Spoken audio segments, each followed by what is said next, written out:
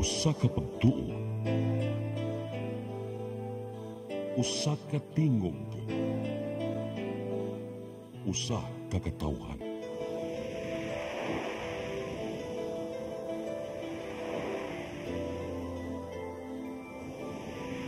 Cebu Catholic Television Network.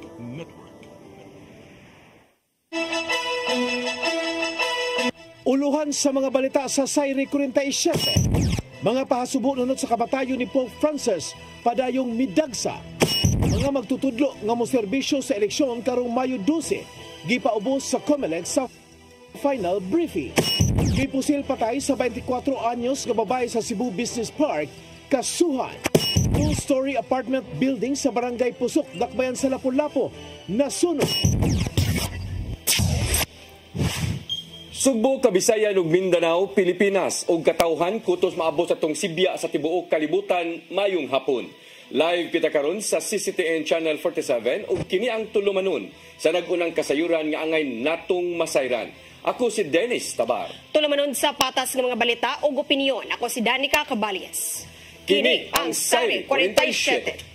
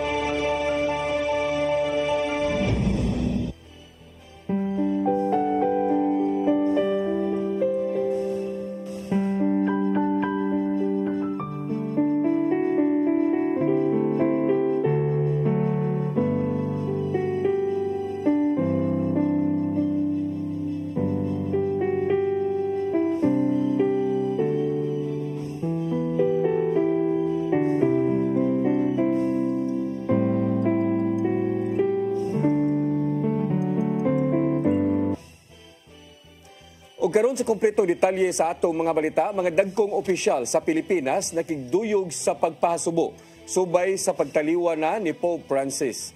Giila mismo ni Cebu Archbishop Jose Palma ang pagpaningkamot sa Santo Papa aron mas mapaduol sa mga napasagdan nga mga simbahan nga Katoliko.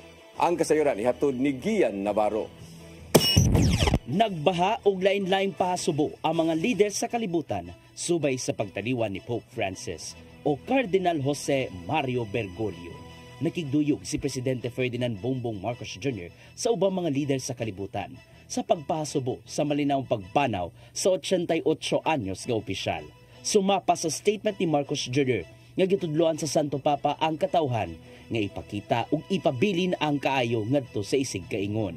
Dugang pa niya nga pinaagi sa pagdumala ni Papa Francisco sa simbahang Romano Katoliko, wala ni gipadaplin ilabi na ang mga kabus, ingon man ang ubang mga nakalimtan na. Giila usab ni Vice Presidente Sara Duterte ang pagpaningkamot sa ika-266 nga Santo Papa aron ipakita ang kaluoy sa isig kaingon. Bisan pa man sa natagamtamang pagpanglupig, kahangol ug kagubot nga may binuhatan sa uban ngadto sa isig kaingon. Sa iyang video message, gipanghinaw ti Duterte nga kapanaminan sa matag usa ang kabiling gihimo sa Santo Papa alang sa katawhan. He led the Roman Catholics with humility, dedication, and faith as a disciple of God. May we find strength and continue to live with the aspirations left by His Holiness as a man with a mission to bring the gospel to the faithful, especially the poor, the sick, and the dying. Giawag usab sa presidente sa Catholic Bishops Conference of the Philippines kung CBCP nga si Pablo Virgilio Cardinal David ang mga kaparian nga mohalad og santos nga misa alang sa kapahulayang dayon ni Pope Francis. Dugang pa niyang awhag ngadto sa mga Katoliko nga magpasigaw sa bugkandila aron handumon og iampo ang kalag sa natiliwang Santo Papa. Samtang gihangyo ni Cebu Archbishop Jose Palma ang matag Katoliko dinhi nga ilakip sa mga pag-ampo si Pope Francis alang sa dalim pagsulod sa gingarian sa Ginoong Dios. Giila niya ang mga pagpaningkamot sa Santo Papa aron mas mapaduol pa ang simbahan ngadto sa mga napasagdan ubos sa marginalized sector. Kini mo'y usa sa mga labing dakong kontribusyon ngadto sa katawhan sulod sa 12 ka tuig niyang pagdumala sa simbahang Romano Katoliko. Mga kaigsunan sayang pagdaliwan ki hangyo ni Cardinal Farrell Camerlengo sa Roma nga tanan kita magampo og atong hangyoon Diyos atong amahan pagdawat niya sa iyang gingarian. Alvaro, CCTN News. Hilabihan nga gugma ang naangko ni Pope Francis gikan sa katawhang Pilipino. Kini ang nahimong resulta sa gipatuman niyang mga lakang ug reforma sulod sa 12 ka tuig niyang pagdumala sa simbahang Romano Katoliko. Atong balikon ang mga nahimo sa Santo Papa ngadto sa Pilipinas pinaagi sa report ni Mary Rose Sagarino. Niduyog sa pagpahasubo ang katawhang Pilipino sa pagtaliwan ni Pope Francis ang ika-266 nga Santo Papa sa simbahang Romano Katoliko. Tungod kini sa mga nahimo sa 88 anyos nga opisyal nga nakapatandog sa kasing-kasing sa matag usa. Usa niini mao ang apostolic visit ni Pope Francis sa Pilipinas niadtong Enero 15 ngadto na sa 19 niadtong tuig 2015. Sukad sa iyahang pag-abot, pag-agi sa mga karsada hangtod sa mga kalihukan, gidagsa kini sa katawhang Pilipino. Gisaksihan sa kalibutan ang makalimbawt balahibo nga pagpahigayon sa Santos nga misa sa Tacloban City nga gipanguluhan sa Santo Papa. Taliwa kini sa natagamtamang bating lakat sa panahon, diin wala kini gipanumbalingan sa mga nanambong. Ubos usab sa pagdumala ni Pope Francis, moabot na sa 4 ka mga Pilipino ang nagkaduol na sa pagkabyato. Apil niini ang sugboanong arsobispo nga si Venerable Teofilo Camumot ni atong Hulyo tuig 2022. Giila sa Santo Papa ang mga bayanihong buhat sa mga opisyal sa simbahan nga mao'y sinugdanan alang sa taas-taas nga proseso sa pagkasantos. Gibutang usab ni Pope Francis ang 5 ka mga Pilipino nga mao'y in charge sa Apostolic Nunciatures. Usa niini mao ang sugboanong si Messenger John Thomas Limchua, isip Counselor of the Apostolic Nunciature sa the Kingdom of the Netherlands. Human kini sa taas-taas nga panahon sa pagserbisyo sa Vatican gikan sa Secretariat of the Holy See hangtod nga nahimong Papal Chaplain. Pipila lang kini sa mga nahimo ni Pope Francis o Cardinal Jose Mario Bergoglio ngadto sa mga Pilipino maong gibaslan siya og dakong gugma.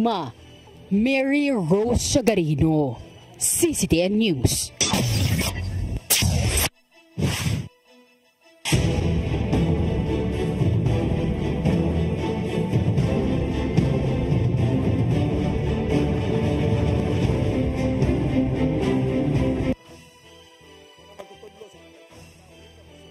Sa eleksyon karong Mayo 12, gipailam sa final briefing nga gipahigayon sa Comelec local office. Lakip sa gipahinumdom kanila ang dili magpahudlat sa mga poll watchers sa rekadaiyang partido. Ang kasayuran hihatod ni Mary Rose Sagarino. Moabot sa kapin 800 ka mga magtutudlo sa Mandawi nga moserbisyo sa eleksyon karong Mayo ang nipaubos og 2 ka adlaw nga refresher training. Mato ni Jacqueline Gruyan, ang election assistant sa Comelec Mandawi, nga igo lang gipahinumduman ang mga magtutudlo sa ilang mga importanteng buluhaton atol sa piniliay. Lakip nga gipahinumdum kanila nga dili sila magpahudlat sa mga poll watchers sa mga nagkadaiyang partido. Dili magpa-influence, dili magpa-intimidate kanang sila joy na ay kuan gina supreme power diha sa voting sa polling place, ma'am. Moabot sa 271 ang gitino nga presinto sa eleksyon sa Mandawi. Diin matag presinto butangan og tagtulo ka mga maestra nga magsilbing electoral board members ug chairman. Matod ni Ruyan nga sa matag presinto, gitugtan usab ang mga partido nga magbutang og ilang mga poll watcher aron mag-obserbar. Samtang matod sa election assistant nga wala pa sila nadawat nga dugang election paraphernalia gawas sa voters information sheet og thumbprint taker og secrecy folder sa City Treasurer's Office. Sa pagkakaron, gisugdan na usab og pag-ilis ang mga nadaot nga suga sa mga tunghaan nga gamiton nga presinto. Mary Rose Sagarino, CCTN News. Dako ang pagtuon ni Vice Presidente Sara Duterte nga magmadaugon sa giyatubang niyang impeachment case. Gisalig sa Vice Presidente ang nahimong lakang sa iyang legal team aron pagdepensa sa mga giyatubang nga pasangil. Sama lang kini sa giingong questionableng paggamit sa confidential funds, pangpanghudlat sa mga kadagkuan sa gobyerno ug uban pa. Aniya sa Sugbo ang Vice Presidente aron pagpasalamat ngadto sa mga nisuporta sa amahan niyang si kanhi Presidente Rodrigo Duterte. Gikuyugan siya sa pipila ka mga local candidates nga iyang giendorso.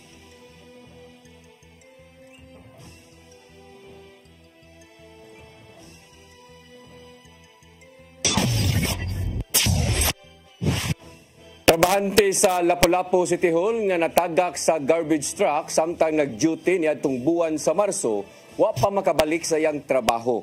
Samtang padayon pa kining nagpaayo, gihatagan usab kini og tabang sa lokal nga kagamhanan. Ang kasayuran ihatod ni Crystal Joy Filerca. Mosunod, may pusil patay sa 24 anyos nga babae sa Cebu Business Park, kasuhan. Kana og daghan pa mga balita sa pagbalik sa Sayre 47. Discover the beauty of the Philippines.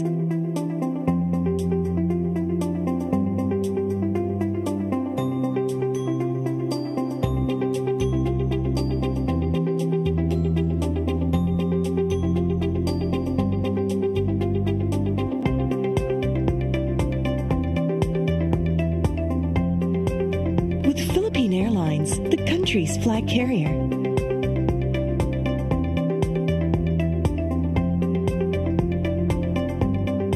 The airline that lets you feel the warmth of the nation.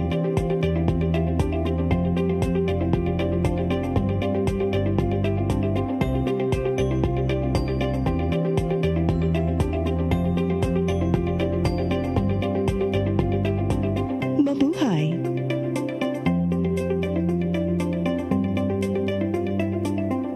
Kaiba sa mga politiko, matagal nang ginagawa ni Ariel Querubin ang ipaglaban tayo. Kahit sariling buhay inaalay. Ngayon, iba ang laban. Pero tuloy ang misyon ni Ariel Querubin, ang ipaglaban tayo. Kung medalya ang sukatan at hindi pera, si Ariel Querubin ang ating bayani na karapat-dapat sa Senado. Pag may Ariel Querubin sa Senado, may bayani tayo sigurado.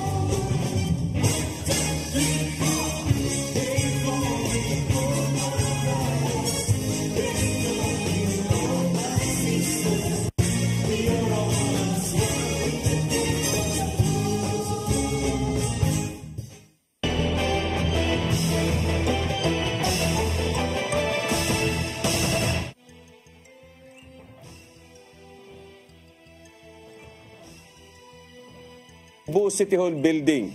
Ayog pagpangandam sa seguridad karong eleksyon. Usa sa ilang gipangandaman ang mahitabong kaggubot o hostage taking atol sa pag-ihap sa mga boto gikan sa matag polling precinct. Ang kasayuran ihatod ni Arnold Bustamante. Subay sa subsub nga pagpangandam sa hugot nga seguridad sa nagsingabot nga national ug local election sa Mayo 12, 2025, ang kapulisan sa Dakbayan sa Sugbo mihimo og simulation exercises atubangan sa Cebu City Hall. Mato ni Police Lieutenant Colonel Maria Teresa Makatangay, Deputy City Director for Operations sa Cebu City Police Office, nga ang tumong sa buong simulation exercise aron masayran kung unsa kapaspas o kaandam ang kapulisan pagtubag kung dunay mga insidente sa hostage taking sa gawas sa City Hall nga naa sa mong building ang canvassing area, bomb threat o posibleng kagubot nga hinimuan sa mga supporters o sa kakandidato. Tungod ni dunay gibutang nga civil disturbance management team sa gawas sa City Hall aron mobabag sa naghatag sa hulga sa seguridad sa canvassing area nga may ilang hatagan sa hugot nga pagbantay. Nausab sa City Hall ipahimutang ang vote counting machine kon VCM sa Treasurer's Office nga angayan nila nga hatagan hugot nga seguridad nga wala bisan kinsa nga tawo aga makapaduol. Dugan ni Makatangay nga ilang gigamit ang ilang mga high-tech nga mga kagamitan sama sa drone o mga ekipo sa City Disaster Risk Reduction Management Office, Bureau of Fire Protection o sa medical team sa kagamanan sa Dakbayan. Ato tay drones nga gina-utilize karon to verify ang advantage areas no nga Dakbayan sa ato ang mga tao, especially nga rin sa Cebu City Hall for that day. Ang katuyuan nato nga walay kagubot nga mahitabo and most especially masecure nato ang mga ACMs nga pagakuhaon o kato nga mga iuli naman sa pinili ay nga ribasik sa Treasurer's Office. Gibuti ko sabi ni Makatangay nga 100% na nga andam ang kapulisan sa Dakbayan sa Sugbo sa paghatag sa seguridad sa eleksyon. Gani bago lang nila nga natapos ang pagsusi sa communication sa tanang polling centers sa tibok syudad sa Sugbo. Ilabi na usab sa adlaw kung diin na sugdan ang paghatag sa mga makina sa matag tunghaan. Dili maubos sa 1,500 ka mga police personnel ang ipakatap atol sa adlaw sa piniliay hangtod nga matapos ang inihapay sa mga balota sa canvassing area. Gipasabot tinuod ni Makatangay nga sa history sa Dakbayan sa Sugbo malinawon ra ang matag piniliay tungod kay ang katawan dili man na bayolente ug motamod kini sa matakang balaod. Gipasalamatan ni Police Colonel Enrico Figueroa ang mga stakeholders sa Dakbayan sa Sugbo nga miabag sa kapulisan aron makabut ang kahusay kalinaw sa nagsingabot nga eleksyon sa Mayo. Arnold Bustamante, CCTV News. Trabahante sa Lapu-Lapu City Hall nga natagak sa garbage truck samtang nag-duty ni atong buwan sa Marso. Wala pa makabalik sa iyang trabaho. Samtang padayon pa kining nagpaayo, gihatagan usab kini og tabang sa lokal nga kagamhanan. Ang kasayuran ni hato ni Crystal Joy Pelerca. Mag-usa na kabuan ugmang adlaw, Abril 23, sukad natagak sa garbage truck si Ronnie Amistoso samtang siya nag-duty. Apan hangtod karon, padayon pa siyang nagpaayo silang panimay ug wa pa makabalik sa trabaho tungod sa niaguman nga bali sa bukog sa iyang wala nga dapi-dapi. Si Ronnie usa ka job order employee sa Lapu-Lapu City Hall ug ana siya nagtrabaho sa Clean and Green. Mato niyang nahitabo kini pasado alas 5 sa buntag ni adtong Marso 23 sa Barangay Maribago. Ayaw ko sa akin makipagubad sa karag. Itumpal na slide ko, tumutupag siya. Nilanat og tulo ka semana ang iyang pagpaalim sa tambalanan ug niadtong nilabay lang nga semana siya nakauli sa ilang panimay. Suma pa sa inahan ni Ronnie nga si Rosella Amistoso, wa hinuon sila na problema silang pagpatambal tungod kay giabaga kini sa mayor sa Dakbayan. Apan ang gikaproblemahan sa pamilya ni Ronnie mao ang iyang mga tambal o mga panginahanglanon sa pangadlaw-adlaw. Tungod sa gidangatan ni Ronnie, ang inahan sa iyang unang asawa nga si Lucy Orsang nagpost sa iyang social media account ni adtong nilabay nga adlaw kabahin sa iyang sitwasyon. Butang nga wa mauyunin ni Rosella tungod kay wa kini nananghid nga nagvideo siya og nagpost sa social media. Apan gitataw ni Lucy nga tumong lang niini nga matabangan si Ronnie sa lokal nga kagamhanan isip usa sa ilang kawani. Di ba pag diri ka nagtuhog ni anak ko sil, anang ato ning videohon pero dili na ko ipakita ang naong nimo. Oo, ya ako lang pud nang videohon ang tiil ni Ronnie para makita og haron makita pud nila unsay panginabuhi. Kay haron matagaan pud ni og tabang ni Mayor. Ya, di ba ikaw wa ko bagsugo pud nimo nga mao tay mong istorya. Ato normal ra gyud to nga mga tagtabang. So ang katong akong pag-post is dili gid taon to pangpolitika. Apan giangko ni Rosella nga tungod sa pag-post ni Lucy nakaabot kini sa atensyon sa buhatan sa mayor og sila natabangan. Tungod kay kaniadto wa sila mahatag og pagtagad sa dihang bag-o pa ang panghitabo. Di ko ganahan ma'am nga ma-post. Kay digi ko ako maanad namang post-post ay nana ma'am kay Nangano bisag unsa ko kapobre diri, di ko ganahan nga magpuspos akong tingog. Oo, nakausap ko na natabangan mi niya kay wa sa pud siya nagpus. Wa pud mi matabangi. Kagahapong adlaw, ang mga staff sa mayor naghatod na og mga tambal, wheelchair, crutches ug mga groceries. Gipasaligan usab si Ronnie sa mga staff sa mayor nga padayon siyang magdawat siyang sweldo hangtod nga siya maayo. Crystal Joy Felerca, CCTN News. Kapulisan sa Dakbayan sa Sugbo posibleng makapasaka na og kasong robbery with homicide sa mipusil patay sa 24 anyos nga babae diha sa Cebu Business Park niadtong Lunes. Mga investigador nagduda nga dunay pailaing kauban ang gunman. Ang kasayuran ihatod ni Arnold Bustamante. Mamahimong magkapasaka na og kaso ang kapulisan sa Dakbayan sa Sugbo sa responsable sa pagpusil patay sa usa ka 24 anyos nga babae sa J. Luna Street corner sa Marloop, Barrio Luz sa Dakbayan sa Sugbo alas 10:30 sa buntag niadtong Lunes. Mato ni Police Lieutenant Colonel Maria Teresa Macatangay, Deputy City Director for Operations sa Cebu City Police Office, nga nailhan na nila kinsa ang responsable sa pagpusil patay kang Frin sa Ordenesa nga taga Sitio Kalinaw, Barrio Luz, apan lumad nga taga Barangay Bahay sa lungsod sa Sibunga. Wala lang una mohingalan si Macatangay kung kinsa ang maong suspitsado sa karon tungod kay nagpadayon pa ang ilahagag gihimo nga investigasyon. Apan iyang gipasalig nga kung dili barakpan karong semana ang suspitsado ila kining ikiha sa dili pa matapos ang Abril. And true enough, duol na ta sa kasulbaran ani nga mao nga case, no. Natay mga significant kayo nga mga pieces of evidence na kuha over that week na i-celebrate sa kadaghanan ang Semana Santa. Hopefully before this weekends we will be able to obtain, no, through our hot pursuit operation itong ibuhat atong shooter. Ibuhat atong incident. Dugang ni Macatangay nga sa pagkakaroon o sa pa ang ilang nailhan nga suspitsado apan nagtuo sila nga duna pa kinilain nga kauban. Base sa migawas nga investigasyon nga mausab ang ilang gitanaw, tulis ang motibo kung basihan ang papahayag sa saksi din ang suspitsado misaway kini pagkuha sa butang sa biktima. Apan wala usab nila wad-a ang posibilidad sa laing anggulo usa silang gitang subay ang personal nga kinabuhi sa biktima. Apan mohimo pa sila og laom nga investigasyon sa pagkakaroon pinagi sa abag sa mga kabanay o higala sa biktima. Karon kay naa mag-witness ni ingon nga nagi-attempt na kuwatan siya. So we'll take it as that at this point in the investigation robbery gito siya resulting to homicide. But then anything can happen in the coming days as we pursue this particular investigation. Wala lagi sa likway ang mga pagduda sa publiko nga dunay laing motibo gawa sa kitan-aw nga tulis. Nakakuha na og CCTV footage ang mga investigador sa CCPO nga naghataw giya kung kinsa ang responsable sa krimen. Apan gipang backtrack pa ang ubang nga mga video aron magkuha ang tanang impormasyon niini. Arnold Bustamante, CCTN News. Mga poste sa suga nga gipamutang sa tunga sa highway sa lungsod sa Konsolasyon gihulagway nga peligroso sa mga motorista.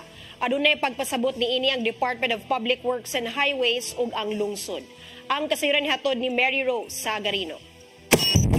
Nakamugna og maraglahi nga reaksyon sa publiko ang mga lamppost o poste sa suga nga anaa gibutang sa tunga sa dan sa lungsod sa Konsolasyon. Sa comments online gireklamo nga peligro og delikado ang poste sa suga nga anaa sa tunga sa highway. Ang lamppost gibutang gikan sa Barangay Hugan hangtod na sa Barangay Pitugo sa Utlanan sa lungsod sa Liloan. Gipasabot ni Engineer Gomer Castillo sa DPWH 6th Engineering Office nga nakipagalayon sila sa field engineer para mangayo og katinawan nganong giuna og butang ang lamppost kaysa sa Median Island. Mato ni Castillo nga usa ka drainage project ang gipatuman sa lugar. Lakip sa component sa proyekto ang pagbutang og suga subay na sa hangyo sa lungsod aron sa dugang kahayag sa dan.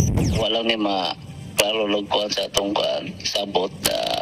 It's happening na mga nangreklamo kay sakto na lang reklamo. Kaya bisan kita, ako driver ko, ako po nagreklamo. Wala po kung sangil sa kumakauban kay anyway coordinated mo po ni sa LGU naalang yung mga time wala pa nila mabutang na yun na imit yan barriers to. Sa pagkakaroon, gibutangan una og mga signages o reflectorized barrier aron sa paggiya sa mga motorista. Si Engineer Carl John Alimoren, Municipal Engineer sa Konsolasyon ni Angkon, nga posibleng makahatag og peligro ang pagbutang sa poste sa tunga hilabi na og walay protection. Gihimugatan ni Alimoren nga katuyuan lang sa pagbutang sa poste alang sa dugang kahayag tungod ngit-ngit ang lugar. Ang tao lain o perspektiba. Makita ang uban, makakuan nga duha mo'y effect na ang lighting na butang sa center line. So, nanamtay mga street light sa kilid, no? So, nadugangan pa ang atong kahayag sa highway. Karon nga ang usa nga nakita nga problema kanang more delikado kuno sa mga motorista, mga users while road users. Pero sa ako lang sad nga opinion, ang kanang kung double solid lane bawal ka mo counterflow. Ang mga poste sa suga nataod sukad ni adtong miaging buwan. Mary Rose Sagarino, CCTN News. Ekonomiya sa Central Visayas ni saka og kapin 7% niadtong tuig 2024. Nag-una sa mga nagtukmod sa pagsaka sa kinitaan sa rehiyon mao ang turismo. Ang kasayuran ihatod ni Gian Navarro. Gitahos sa Philippine Statistics Authority 7 nga nitubo og 7.3% ang kinatibuk-ang ekonomiya sa Central Visayas nitong tuig 2024. Matod sa ilang report nga nakahipos ang rehiyon og 1.28 trillion pesos nga kantidad sa mga produkto ug serbisyo. Mas taas kini itandi sa 1.19 trillion pesos nga balor natong 2023. Sumapa ni PSA 7 Director Wilma Perante nga nag-una sa mga nagtukmod sa pagtubo sa ekonomiya mao ang turismo. Ana sa 14.6% ang pagtubo sa accommodation ug food services tungod na usab sa pagsaka sa gidaghanon sa mga turistang nangabot sa Central Visayas. In fact, nag-increase din yung ating air passenger traffic in 2024 by 16.8%. At hindi lang yung air. Siyempre, we have water. So sa water, traffic also increased by 6.3%. Kung isigutan ng pagbahin-bahin sa mga industriyang nito mao sa rehiyon, nagagikan sa service sector ang dakumbahin nga anaa sa 70.1%. Labing menos sinon ang agriculture, forestry ug fishing sector nga dunay 5% gikan sa ekonomiya. Bisan pa man og nagkagamay na ang bahin sa agrikultura, gipaningwa sa kagamhanan nga digid mahanaw sa kinatibuk-an ang maong sektor. Maong nakita ning opisyal sa Department of Agriculture 7 nga mahinungdanon ang political will aron magpabilin ang kamahinungdanon sa pagpanguma. But I want also na yung impression dahil highly urbanized cities na wala na contribution sa agriculture. Napakalaki pa rin ang role kung mayroong mga LGUs dito ngayon. Yung nasa highly urbanized cities because they have a very big role sa value chain doon sa industry and manufacturing, especially yung Mandaue City. They were once concerned about they're losing their production areas. No, but they have a very big role in the value chain from the middle to yung manufacturing or processing. Taliwa man niini nakita sa National Economic Development Authority 7 kun NEDA 7 nga molambo pa sa umaabot ang ekonomiya sa rehiyon. Bisan pa man nga Cebu ug Bohol na lang ang nahabilin sa Central Visayas, nakita ni NEDA 7 Director Jennifer Bretanya nga magpabilin ang iyang gikusgon. May tabok kini kung magpabiling stable ang pipila ka mga konsiderasyon nga gibantayan sama na lang sa maayo nga inflation, kundagan sa pagsaka sa mga presyo sa palaliton, relasyon sa ubang mga nasod, apil na ang pamulitika. By virtue of Republic Act 12,000 and the corresponding reconfiguration of Central Visayas to only the two provinces of Cebu and Bohol and its three highly urbanized cities, Central Visayas remained its position as the fastest growing region in the Philippines. Ian Navarro, CCTN News. Ipatuman sa Visayan Electric ang dugang bayranan sa kuryente ngadto sa mga konsumidor ug 1 peso and 14 centavos per kilowatt hour karong tingbayad. Pasabot ni ini anaa lang sa 11 pesos and 78 centavos per kilowatt hour ang bayranan sa kuryente ngadto sa Kabalayan alang sa April-May billing period. Mas taas kini tandi sa kapin 10 pesos per kilowatt hour nga bayranan sa miaging buwan. Matod sa Visayan Electric nga nagkasaka ang demand sa kuryente maong nisaka usab ang presyo gikan sa wholesale electricity spot market kun WESM. Mitambag ang ilang President ug Chief Operating Officer nga si Engineer Raul Lucero sa mga konsumidor nga pahimuslan ang mga alternatibong paagi aron dili alimutan sulod sa panimalay.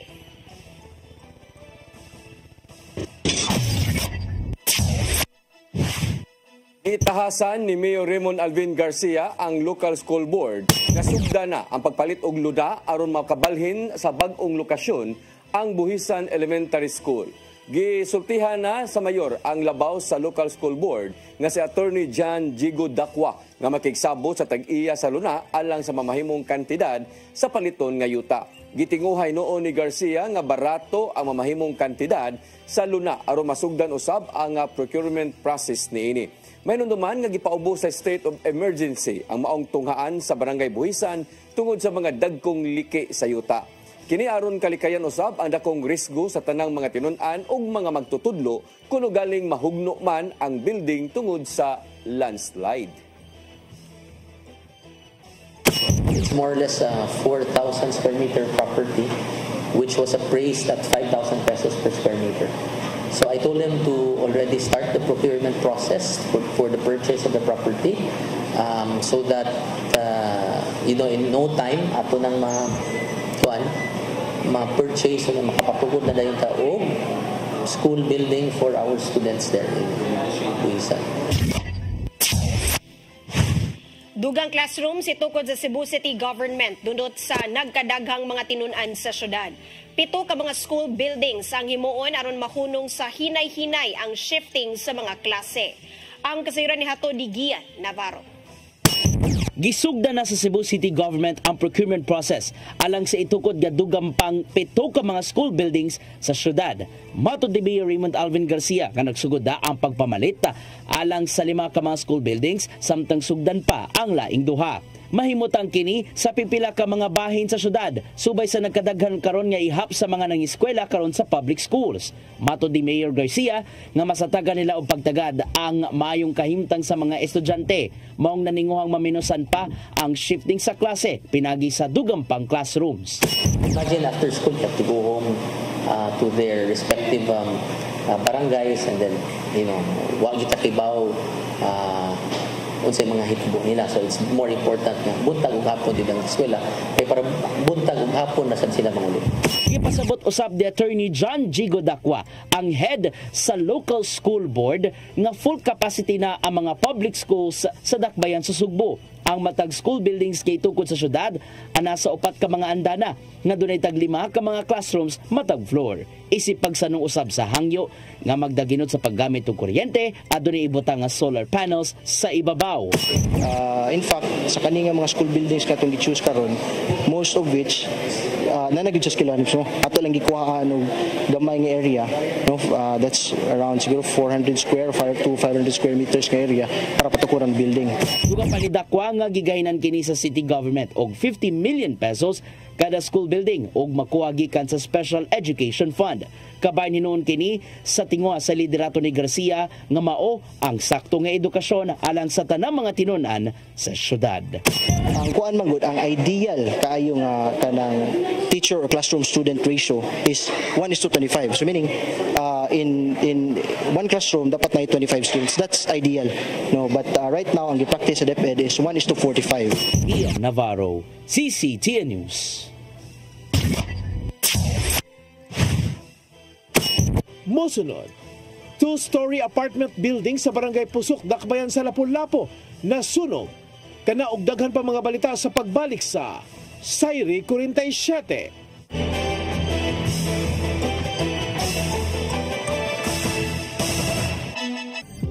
Ito ang programa kung saan magko-collaborate ang ating mga ozone doctors para ibahagi ang kanilang kaalamang medikal. I believe with all my heart that the Lord is allowing us to understand that He's the one who are extending this life, and we have to take care of our body. Yes.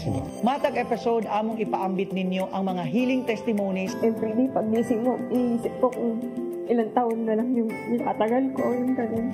This is your path to a new start. OzoneMed Wellness Clinic New Start. Mapapanood every Saturday, 8 to 9 a.m. Og ang replay airing matag Miyerkules, 1:00 hangtod 2:00 sa hapon. Dinhilang sa CCTN Channel 47.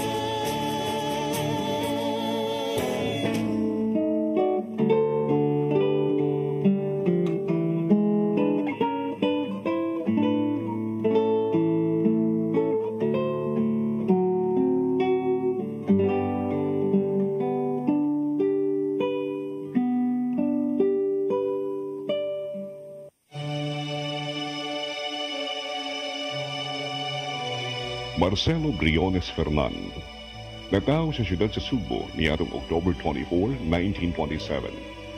Sa iyang pagkabatanon, nailhang aktibong youth leader ug scholar. Pikuha og kursong abogasiya ug migraduar isip usa sa top 10 sa UP College of Law. Nakahuman sa iyang Master of Law sa Harvard University sa Amerika, kanhi Dean sa University of San Jose Recoletos College of Law, Chairman sa San Carlos University Board of Trustees, Secretary General sa Academy of American and International Law Alumni ug Integrated Bar of the Philippines, Presidente sa Philippine Society of International Law, Chairman sa National Committee of Asian Laws Association, President sa Fellows on Asian Foundation, Trustee sa Southwestern Legal Foundation sa Dallas, Texas. Kipasilungan usab isip Most Outstanding Law Practitioner sa Cebu City, Most Outstanding UP Alumnus sa UP Alumni Association, Outstanding Filipino, Most Outstanding Alumnus sa Abiliana National High School, ug gawas ng President Sergio Osmeña, si Marcelo Fernan mo'y Most Outstanding Cebuano Awardee. Delegado siya sa Constitutional Convention ug nahimong Assemblyman. Natudlong ika-19 nga Chief Justice sa Philippine Supreme Court, napiling senador ug nahimong Senate President niadtong 1995 hangtod 1999. Si Marcelo Fernan may panaw niadtong Hulyo 11, tuig 1999. Siya mo'y nag-inusarang Pilipinong nahimong panguho sa duha ka sanga sa pangagamhanan, ang Judicial ug Legislature, isip Chief Justice ug Senate President Marcelo Fernan. Karmo sa Subo, Subuano ni.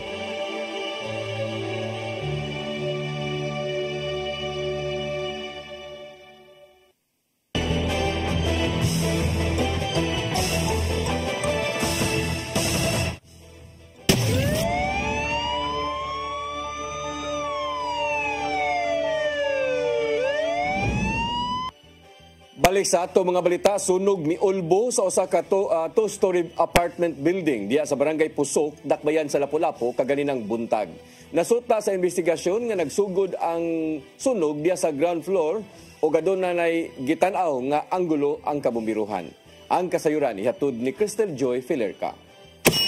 Nasunog kaganihang buntag ang usa ka two-story apartment building sa sitio Upper Matumbo, Barangay Pusok, Dakbayan sa Lapu-Lapu. Matod ni FO2 Roel Brananyola, ang fire investigator nga nadawat nila ang maong alarma pagkalas 11:07. Dali kini nilang girespondihan kauban ng City Disaster Risk Reduction and Management Office. Pagkalas 11:26 na kontrolar ang maong sunog ug wa na makakatap sa ikaduhang andana. Hingpit kining napaong pagkalas 11:33 sa buntag. Ang nag-abang sa second floor nga si Eileen Gabanya mo'y unang nakabantay sa sunog. Ni anang higayuna, sila lang sa iyang pamilya ang anaa sa maong apartment. Suma pa niyang nakamatnon siyang kalit na lang napaong ang ilang ceiling fan ug nisangpit ang ilang silingan kung sa ilaha ba nagsugod ang maong sunog.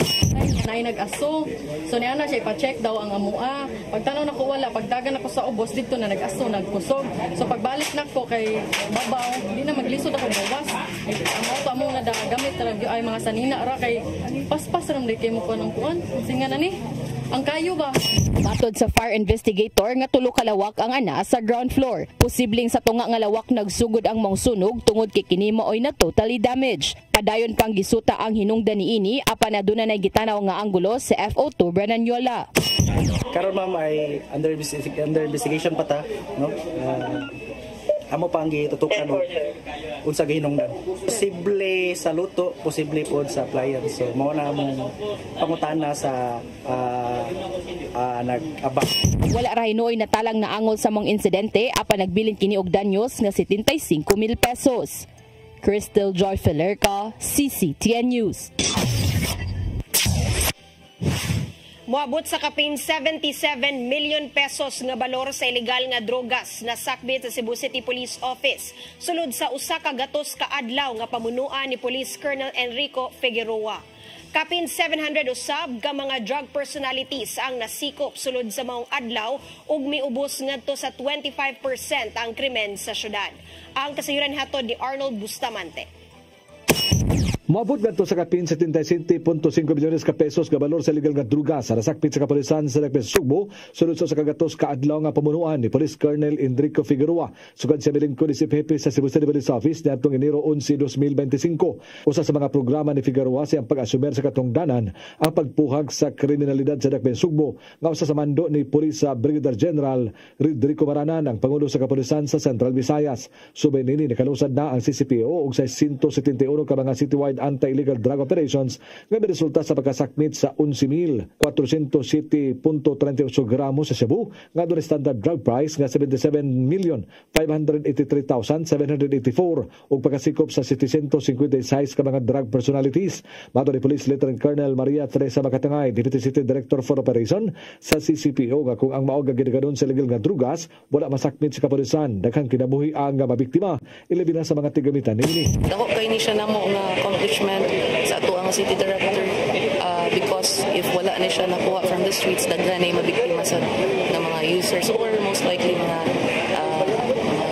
kabataan nato and then it will evolve to other forms of crimes. Lakip sa gihingusgan sa kapulisan sa Dakbayan ang paggukod sa bisan unsa nga matang sa illegal nga sugal. Di nakasikop sila og 586 ka mga sugarol atol sa 307 ka lahi-lahi nga operations. Wala mohunong ang CCPO sa nang kampanya batok sa pagkatap sa loose firearms o kini mga armas nga wala lisensya nga tungod ani naka-embargo sila og 142 ka mga armas sa nakalain-lain nga operations og 170 ang voluntaryo nga gitahan sa matag police stations alang sa safekeeping samtang gilihok pa ang mga papeles niini. Lakip silang gipasigarbo ang pagkasikop sa 297 ka mga wanted persons nga doon mga pending warrant of arrest sa lain-lain nga mga kaso nga giatumang. Silang hugot nga pagpatuman sa Oplan Bulabog nga usa sa dakong programa nga gipatuman ni Figueroa. Din tanang ordinansa sa Dakbayan ang ilang gipatuman, nakarescue na sila og 6,350 ka mga minors nga naapa sa gawasan ng panimay bisan sa laom na nga kagabhion nga nakalapas sa curfew nga ordinansa sa syudad atol sa pagsusi sa 23,044 ka mga individual diha sa karsada.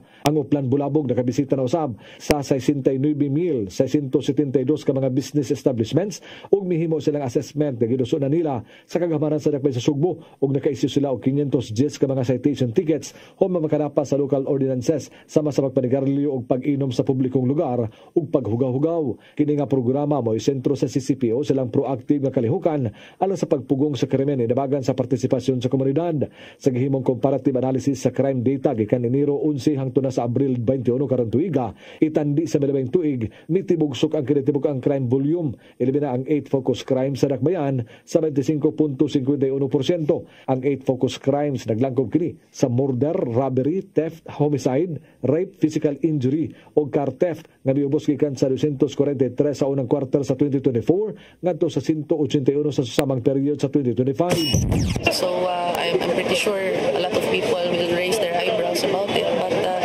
the statistics do not lie. And these are obtained from input terminals na atong gitawag ng mga police station. So nagbase ra gyud ta ani og gihap sa katong mga reklamo nga gipablatter nila sa police stations. Gipasabot ni makatangay nga ang mga nahitabong krimen sa dakbayan Sugbo pulos kini isolated ug tungod sa kagamay ra sa krimen dali kini nga makit-an sa publiko. Gihingusgan pa sa CCPO ang ilang operational capabilities pinagi sa pag-umol sa criminal investigation and detection unit nga usa sa nakasulbad sa nahimong krimen sa dakbayan Sugbo. Lakip na ang pagkaumol sa Station 12 ug 13 nga daling makaresponde kung dunay mga insidente sa bukirang barangay sa sulod sa Sugbo. Gipalambo usab ni Figueroa ang night patrol operation human mabantayan nga kasagaran sa mga krimen mahitabo sa gabi hangtod sa kadlawon ug ang subsub nga pagpatuman sa Comelec checkpoint. Arnold Bustamante, CCTV. Mao kadtong naglangkob sa atong mga balita sa Sayre 47. Ako si Dennis Tabar. Ako si Danica Caballes. Sangtod ugma sa inyong paboritong tulumanon. Sayre 47.